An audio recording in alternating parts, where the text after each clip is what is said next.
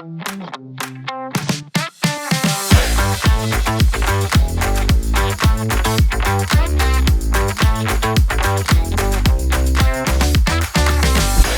everybody. Welcome back to This Stuff's Complicated.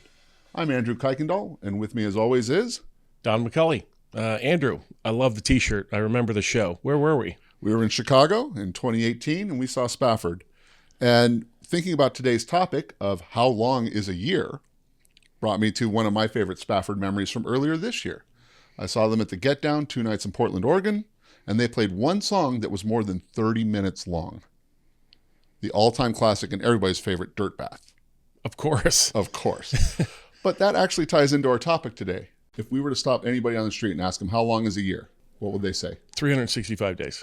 Unless it's a leap year, which is? 366 days. And according to astronomers, it's 365.25. The semantics matter. I love it. And this is really important when you're reviewing stop-loss contracts, which is the point of this whole series, because contracts matter. And when we're dealing with stop-loss and we're dealing with stop-loss captives, understanding your contract terms make a huge difference in the platform that you're working with. Right. So let's recap what a stop-loss group captive is. It's an employer-sponsored health plan for greater than typically 50 employees enrolled on the plan. The intention originally was just provide less taxes and less regulation for employers that want to sponsor for their employees, right? Mm-hmm. All right. So stop-loss contracts are defined by two periods of time: the amount of time to incur a claim and then the amount of time to pay it. There is a little bit of claims lag inherent to the system, and that's accounted for within the contract terminology. So you will hear quite often it expressed as two numbers: 12/12, 12/15, 12/18, 24/12. The first number refers to the period of time in which the claim is incurred. The event happens. The second number refers to the time that it was paid. This really matters because of that lag. If you have, for example, a 12/15, any claim that has occurred in the 12 months of the contract and then paid within those 12 months plus the additional 3 following is eligible under the contract. So wait a minute. If the claim's incurred in 12, does it have to be paid in the 12 to cover in the 15? No, it just has to be paid within the 15 to be applicable to that stop-loss contract. Very good. Thank you. It's a little bit complicated, but it just understand what each of those numbers means: incurred versus paid. And this stuff is complicated, isn't it? This stuff does get unnecessarily complicated. You are correct. Yes, let's keep it to plain English. We're doing good so far.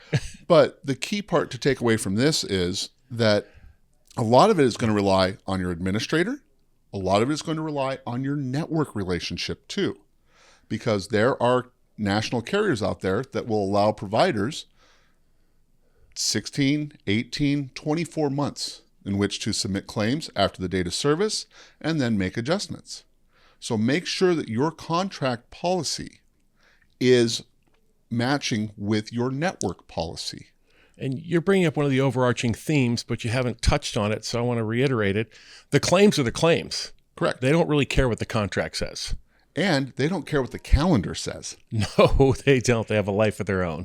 They really do. And quite often, we see it every single year. There is a claim that will occur in October or November.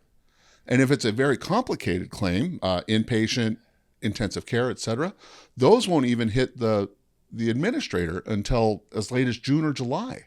But what's the longest you've seen from a claim being incurred to when it's been presented? So I had the great opportunity to manage a TPA for several years, and it was not uncommon 4 or 5 times a year for us to see a claim well over 18 months. I think furthest one I can recall right off the top of my head was 26. All right, we're at 27 before you joined us. That was the longest presentation. Yeah, so those are adjustments. 27 months. 27 months from the date of service until finalization of the claim. So that is very important to understand where your policy lines up with that, because a year is 365 days. Sometimes. Your plan year is, and then your policy year is. Understand where those are and how that impacts your ability to pay those claims. Work carefully with your administrator. Really get your arms around what the network is going to ask you to do. Because the network is going to be the ones repricing your claims. And that is very important. So when you do end up with that surprise bill that comes 14, 15, 18 months after the fact, will that be covered by your policy? It depends. It does depend. And these are questions you need to ask before you get too far down the road in this concept. So as we're looking at this, I want you to remember 3 really important things about your policies and how it relates to your claims. The semantics matter. It does matter the difference between 365 and 366. A 1215 contract is not the same as a 1218, and a paid contract is not the same as a 2412. Make sure you understand that. Make sure you are giving your clients the coverage that they need. Claims do not care about your contract, and they do not care about your calendar. Claims are going to occur whether they're scheduled or not. And most importantly, read your policies, work with your carriers, work with your administrator, work with your networks, understand the interactivity between all the players.